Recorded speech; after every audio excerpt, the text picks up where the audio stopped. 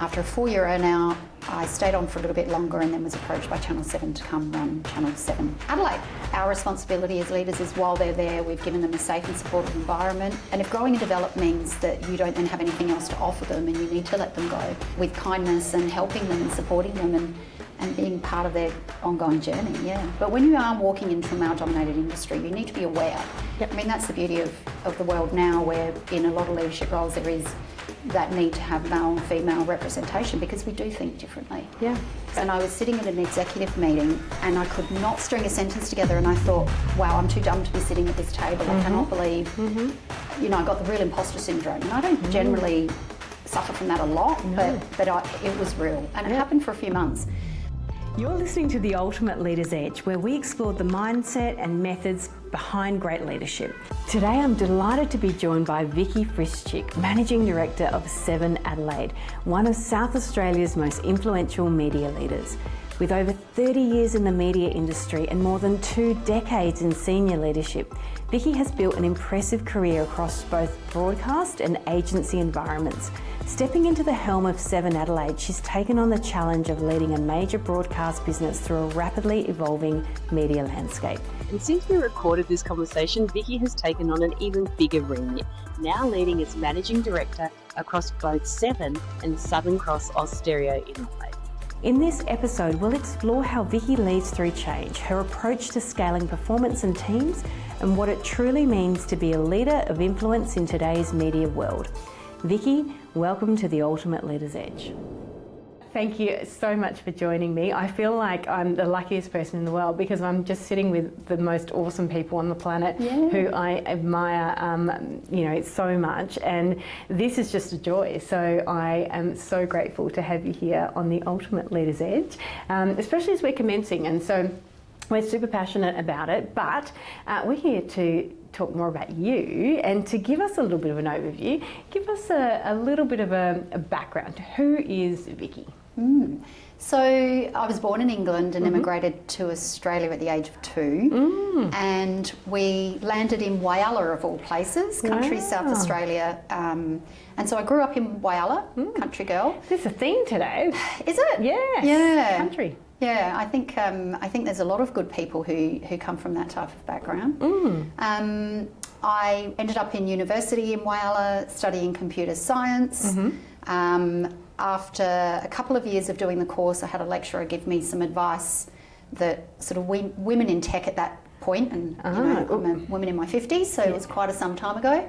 It really wasn't a vocation for women, and my lecturer thought I might be, and also I talked too much was one of his other pieces of feedback. You would have not been the box for tech and women at that stage, so you would have broken the mould. I did not tick many boxes, let's just say. So after really feeling a bit sorry for myself, an ad came on the local classifieds for a receptionist. For the local television station, and I thought, well, I'm going to give that a crack. So I did, and got that job. Worked at Central Television in Whyalla for a couple of years in a admin type capacity, and then moved into sales. And then a few years later, after 5 years, Channel 10 approached me to come and look at a job in Adelaide. Worked for Channel 10 in Adelaide in a sales capacity for 5 years. Went then and worked in, was then approached to go and help run a media agency in Adelaide, and then ended up in partnership with a beautiful lady called Christina, who really gave me my start in the agency world, and we had the agency for 22 years. Wow. Changed the brand of that agency a few times, and then sold it in 2017 to a global company called Dentsu. And after a 4-year earnout, I stayed on for a little bit longer and then was approached by Channel 7 to come run Channel 7 Adelaide. Wow. That is amazing. And that's where obviously you are now. Looking back at that, I mean, such a great career, so many different portfolios, different things that you've worked on. What's been the biggest highlight and why? I would have to say overall of that time, well, since being in a leadership position, I would say the people. And I don't think I quite got that when I was younger in my leadership career. But understanding that you have a fundamental responsibility to help people grow and develop, and then leaning into that and then making sure that you're really taking that seriously.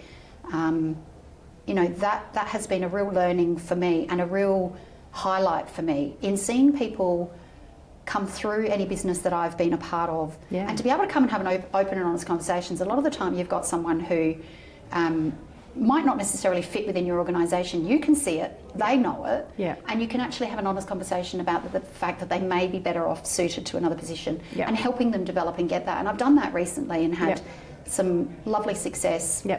But seeing people grow and develop and go on to have successful careers and then stay contact with them is really amazing. It's a real sign, isn't it, of real success, is when someone can leave in a positive way. And I think the exit just shouldn't be a dirty word. It should be one of those things that, you know, at some point someone's going to fall out of love with you, the company, the team, the customers, and that's okay to happen when that moves on. And I think if you can do that in a way that is respected, it's a real attribute to you. We don't own those human beings. They come and they perform a role, but our responsibility as leaders is while they're there, we've given them a safe and supportive environment and an opportunity to grow and develop. And if growing and develop means that you don't then have anything else to offer them and you need to let them go, then you should be doing that with kindness and helping them and supporting them and being part of their ongoing journey. I love that. Managing Director has a big title. What does that actually feel like day to day for you? It's an interesting role, and I think going back to the people piece, you know, your biggest part is making sure that your people have got everything they need to be successful, because if they're successful, you're successful as a leader. It's pretty easy. But on top of that, you've of course got stakeholders that you and shareholders in our part of our business that we have to be accountable to. And you know, so there's a lot of responsibility around managing cost, and there's a lot of responsibility around our people and making sure that we are doing everything that we need to and should be doing as an organisation. But you know, I think the thing for me is not any one day is the same, and you need to be ready to pivot at any moment. You need to be ready to get that phone call, and you need to stop on the spot and give that its full attention while still being able to communicate and have everybody else around you getting on with business at the same time. And I think that is it's underestimated that actually is your job, isn't it? It's you know, the stakeholders, you're kind of in the middle, because you've got the team here and then you've got a team here, and then it's like managing whatever comes up in the day is such a massive part of that particular role. So absolutely. So what, as a female managing director, what advice would you give other women stepping into a senior leadership role? So, you know, being successful in any industry is difficult, but in your industry is particularly difficult. Absolutely. What advice would you give? I think I've got a couple. One of them is around when I first was approached to come to Channel 7. Now, the media industry is a very male-dominated industry. Tough. I have never really seen gender in anything I do, though. I've really very much just tried to do the best that I can possibly do, and you know, put all of that aside. But when you are walking into a male-dominated industry, you need to be aware, and so you need to ensure that you know, you understand the way your colleagues may see things differently. You know, not necessarily challenging them, but trying to understand them as well as to you know, why they may think differently. And I mean, that's the beauty of the world now, where in a lot of leadership roles there is that need to have male and female representation, because we do think differently. So, but I think one of the other pieces of advice, and this is going to go rogue here, but CEOs in particular generally, you know, turn up in those roles between the age of about 47 and 50. And there's something else that happens to women around about that time that can cause it to be quite challenging for us to... The big M, and the P, the peri and the meno. Actually, we underestimate the P. The P is a big one, because you don't actually know you've got it, do you? So you've got a little bit of time where you walk around going, what is this business going on? So fun story, I started at Channel 7 in 2023 in the May. It was about the July or August, and I was sitting at an executive meeting, and I could not for the life of me string a sentence together. I'm doing it now. String a sentence together, and I thought, wow, I'm too dumb to be sitting at this table. I cannot believe, you know, I got the real imposter syndrome, and I don't generally suffer from that a lot, but it was real, and it happened for a few months. And then eventually I thought, there's something else not quite going on here. So I went to the doctor, and fair enough, she said, look, do this little checklist, and lo and behold, I think you're going through perimenopause, and here's some medication and away you go. And quickly I saw my body react differently, and I had the confidence to go and sit around that table again. Yeah. So it knocks you for a sixer though, and when you don't know what it is, you can put yourself out of the game.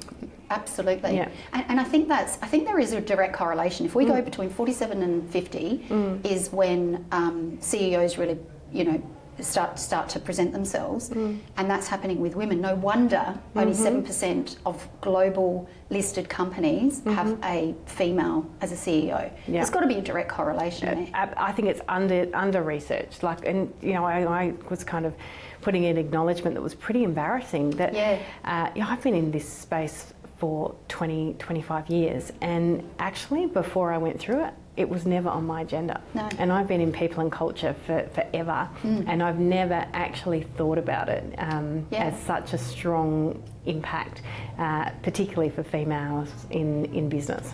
Yeah. But I think the good thing is now that we're actually talking about it, and probably too much. I think there's enough male colleagues and friends that I know that we probably wish would shut up about it. Yeah. I hadn't thought about bringing it up today, but the reality is, if there is one piece of advice to give to any woman out there, if you are in that situation where you find you don't think you can quite get your thoughts together, or you can actually be present in those types of meetings and be able to put your best foot forward. Correct. Then just go and talk to somebody about it and go and see. Because it's been life-changing for me, where I was having that doubt, and now I'm, you're getting help. But you're on a pathway there, and I think I know what you were going to say, which was sometimes women stepping into senior roles think that they need to act a particular way. Yeah. Have you come across that? Yeah. Oh, look, absolutely. And I think, there are some female leaders I've come across over my time where they feel they need to model a potential past male's behaviour that might have been an influence on their life. I've been lucky enough to have both male and female amazing leaders in my life. Yeah. And so, I can pick and choose which parts, work for me. But there are plenty of female leaders I've come across that feel like they need to model some of the behaviours, not even that they've seen men get success from. Correct. Yeah. So what would you tell them? Oh, be yourself. I think we talked recently that this day and age, when boards are actually looking, boards now, let's talk about that if you're talking about a company that actually is run by a board. Boards are very much have diversity now. Yeah, they're actively looking. Correct, which is fantastic. So boards are actually looking for CEOs and senior leaders who have various traits, EQ, empathy, all of those things. So be authentically yourself. Yeah. And you will have much greater success than trying to replicate what somebody else is doing. Yeah, yeah. I mean, I think sometimes you say you can't be what you can't see. Yeah. And therefore sometimes women are projecting what they're seeing. Yeah. But I think part of that is actually breaking that a little bit to say, yes, we want to see more women in leadership roles, but we actually want you to do it because of who you are and how you behave, because that's actually what the leadership skills we need in the future, I think. Yeah. And those and showing those skills is just so important. Great, I love that advice. The conversation around work-life balance, and I think when you ask any entrepreneur that question, we all do exactly that. We all have a little giggle, I think. What's your approach, beliefs? What do you tell people around work-life balance? That it's bullshit. Yeah. I was hoping you would say that. Yeah. It doesn't exist. And for anyone that says it does, they're lying. Yeah. Like there is, the reality is, and I think the quicker we stop talking about it, the better. We're all individuals who have all different needs. I recently did a chat, a presentation to a group of people around balance, and I started with the exact same thing. But before I did a PowerPoint presentation, and I asked ChatGPT to create this image of a woman wearing multiple hats. And what ChatGPT created was hilarious. It was a woman with a really pissed off look on her face, wearing a lot of hats, and she was. You could just tell by her face she was like, "Yeah, this is all the. This is what I'm carrying every day." Yeah, correct. And And so, you know, I think, you know, even AI thinks it's a crazy idea. But on top of that, one of the other slides that I put up was this seesaw, and there was this plank, and there was this little triangle. Yep. And you've got work on one, and it was a ball, and how do you map? The reality is this triangle is you, and if you do not find what floats your boat, what it means to put your own oxygen mask on, you know, what it means for your survival to be happy and successful, you're not going to be able to balance either of those. So I guess for me it's I want to find out what I need as a human being, and you know what I need as a human being is success at work, it is personal development and professional development, it's well-being and looking after myself and identifying when I need that, it's surrounding myself with friends and family and amazing humans that uplift me and you know, help me to be successful. But I don't balance, I'm not good at any of them at any one point in time, but I try my absolute best. I love that. Put your own oxygen mask on first. I think often we forget to do that and understand the things that fuel you, because I actually think, you know, no woman I know minds being busy. It's being in control of what we're doing and making sure that we're operating at our peak that allows us to wear all those hats, I think. Absolutely. So keeping grounded, those routines that are important for you, what do you do? My routines. Look, I have a couple of routines. One of them is I have this Sunday night rule, and my family have sort of come to terms with that. Somewhere around about 7:30, 8 o'clock on a Friday night, I'll get the laptop out. And what I'm actually doing is setting my week up for success. So for the following week. Correct. You so visualise it, plan it out, know what's happening. Exactly, and preparing for it. So that when I walk through that door on a Monday morning, I'm bouncing. I know game on. Because you, as we spoke about before, inevitably. Shit's going to hit the fan and you're going to have to pivot from that. So you need to be able to understand in your mind ahead of time what are your non-negotiables and what are the things you could be flexible with. So Sunday night's a real routine for me, and my family understand it and they know that that's what I need to do. I then look at my week ahead and I say, okay, I've been pulled into that meeting. Is it critical for me to be there? Or could I do a 5-minute stand at that person's desk and give them my view, and they can run that meeting and empower them to really kind of take charge on that. And so, that is definitely, and also making sure that even through the week, if I'm getting a request to be in a meeting or I'm getting CC'd in an email that really I don't need to be a part of, asking, can I be removed from that? But here's my view on it. And you learn to say no to more things, don't you? I think as you go up, you actually realise the power of saying no, and that happens through being clear on what you want to focus on, doesn't it? And I think the people I know, we do a 1% hour or whatever it is, CEO hour or managing director hour, whatever it might be, the spending time planning is the critical factor that makes them actually feel in control for that reason. So, and wherever you do that, Sunday, Friday, Monday morning, helps set you up for success, I think. What pressures do you think female execs uniquely navigate, and what kind of pressures are you balancing regularly around in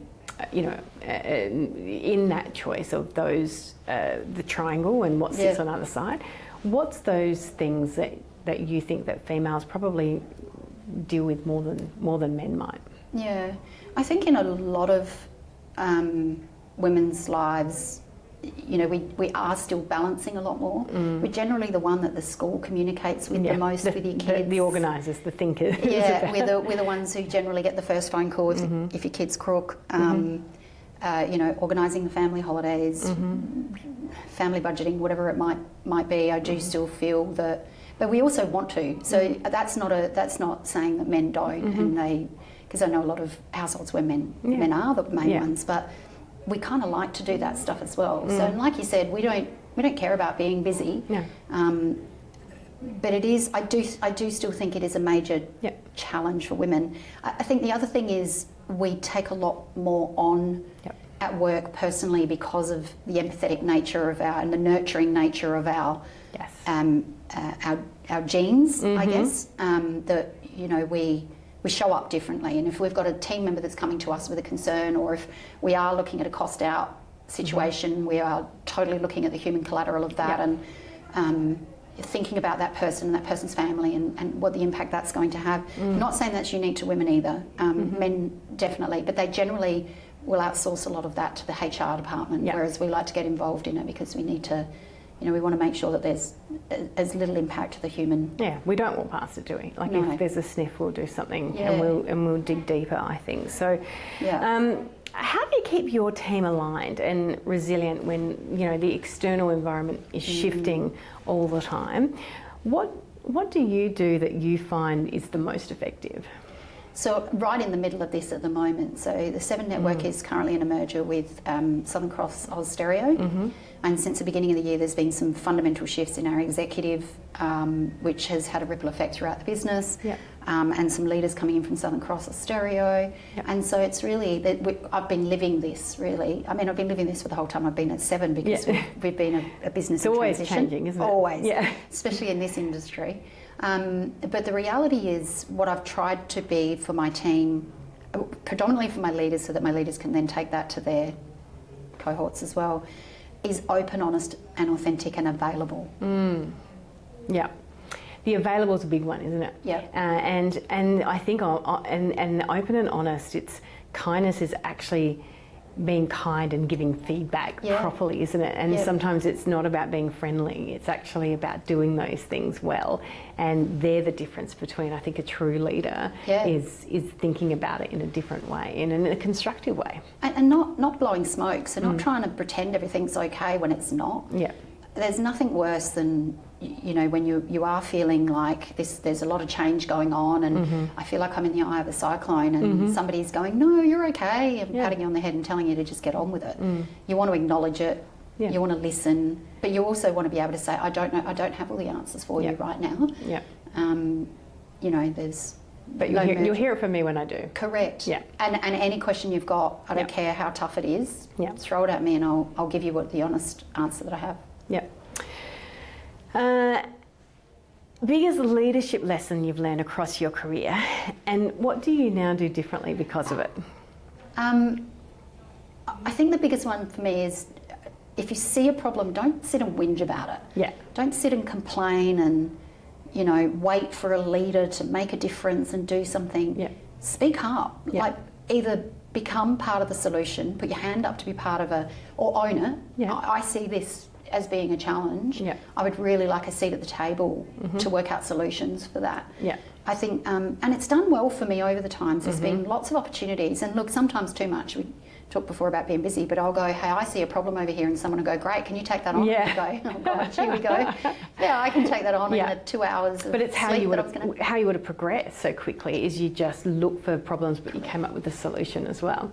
Or not come up with a solution, but identified that there is a solution and that you want to be part of it. And also identifying, hey, we've got some fantastic people in our business, we should bring them together. Yep. And collectively create the solution. But you learn so much through that because what you thought might have been a problem becomes an opportunity. 100%. Yeah. And you get to be part of that change, and that's really rewarding. Yeah. Not doing the... It's the fastest way to escalate. I was fortunate to be a GM at a really young age, and everyone said, how did you do it? And I said, I just looked for the shit that no one else wanted to solve and said, hey, how do we fix this? And that's actually how it happened. And so I think that problem solution recommendation or willingness to look at a problem and go, I know that there's a better way to do this is sometimes just the beginning of that piece, isn't it? And then really it takes you down this pathway that you wouldn't have normally had exposure to, and it's the best way to grow and learn, isn't it? It really is. And also you get to work with some amazing humans in different parts of your business that, Yeah. Don't whinge. I love that. What habits or tools or tricks do you do that keep you on track and operating at your best? I had a book many years ago recommended to me.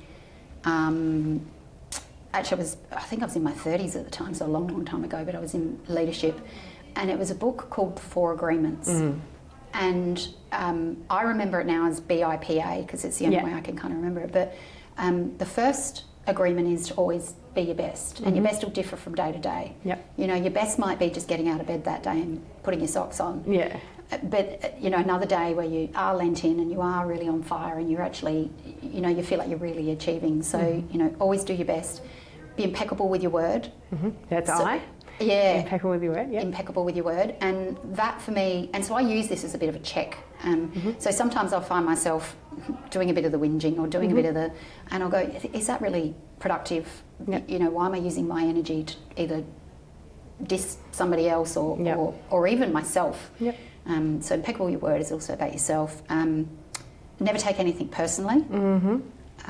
So, you know, when somebody may be fired up over something, you don't know what they're going through.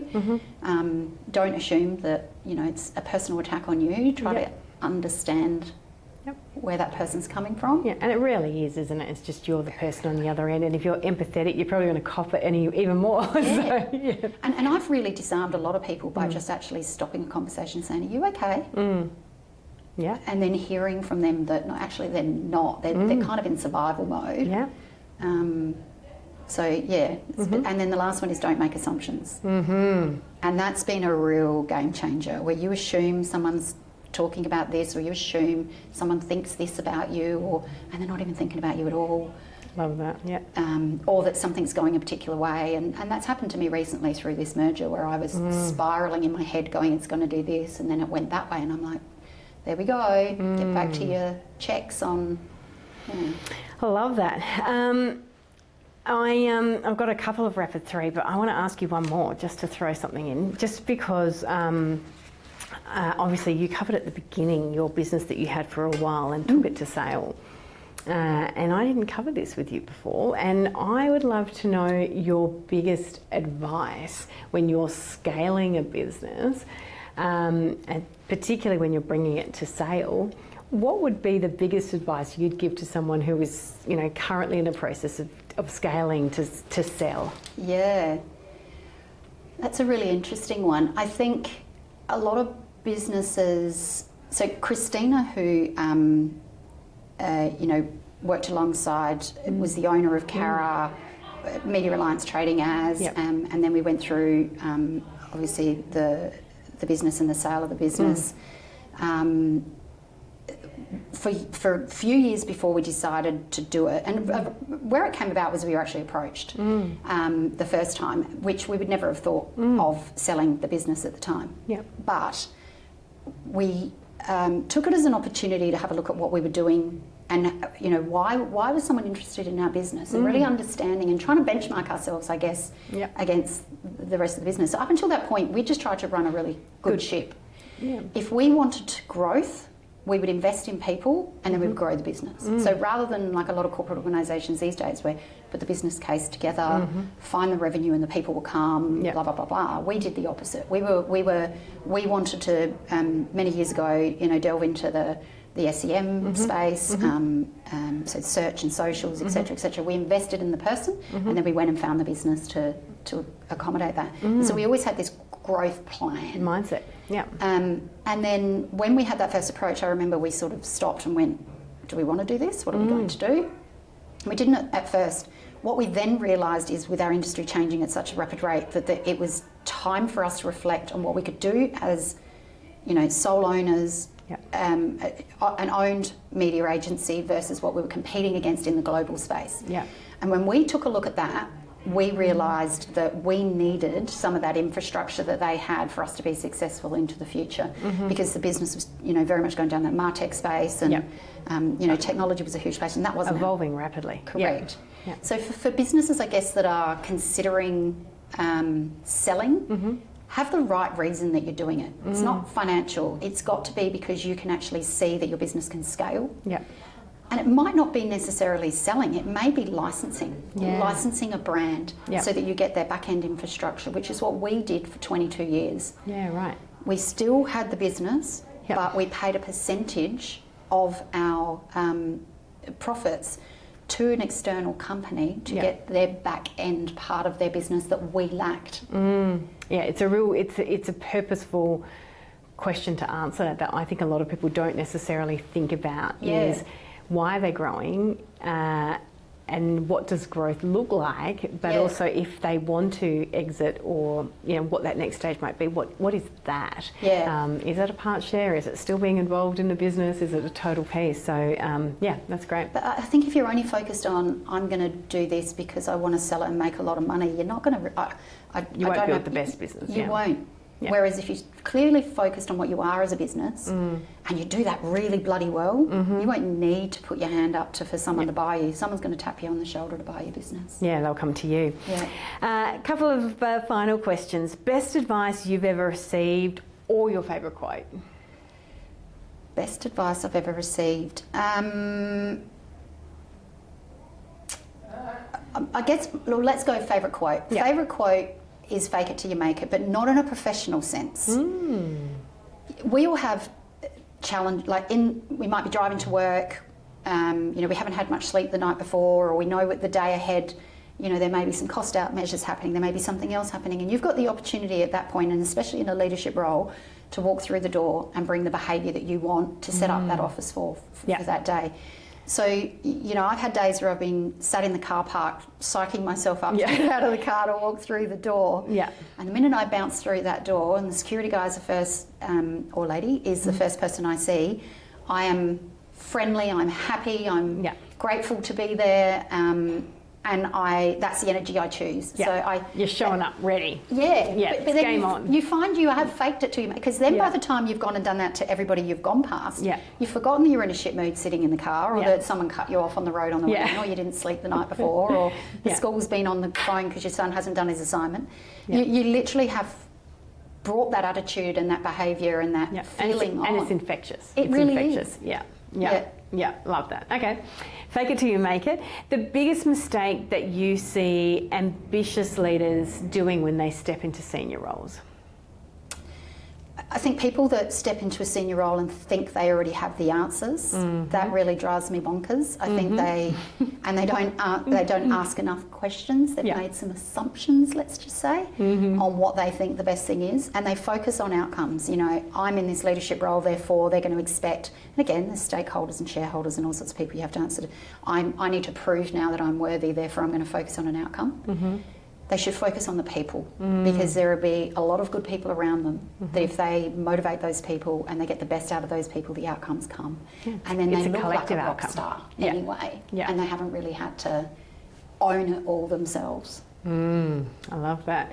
So focus on the collective to get a better result, but actually start with the people first. And the results will come. So I love that, and I think sometimes that humbleness, isn't it? Is I think sometimes you've got to earn your leadership role. Your title's doesn't mean that you're a leader. And the people who go in who think they know everything are often the ones who don't stay.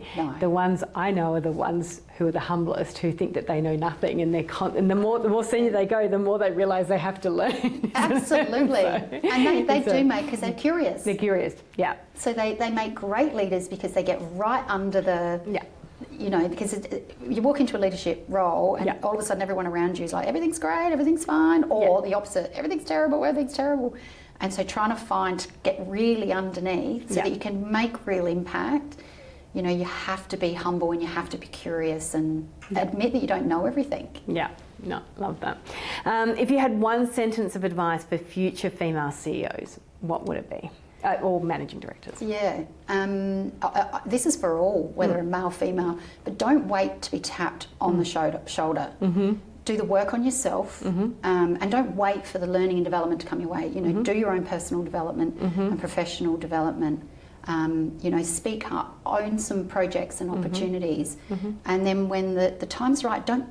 And especially this goes for females, because men are very naturally good at putting themselves forward more than females, but don't wait to be tapped on the shoulder. If you want something, learn where your gap is to get there, fill that gap, fix it, and then ask for the opportunity.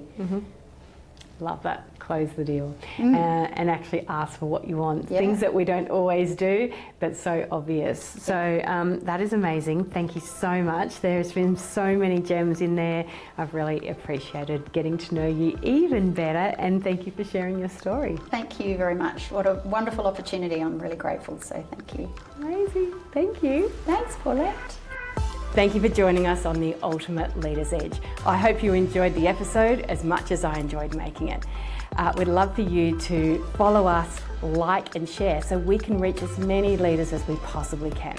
If you want to go deeper in your leadership journey and stop being the bottleneck, then you can follow us at performancecollectiveacademy.com.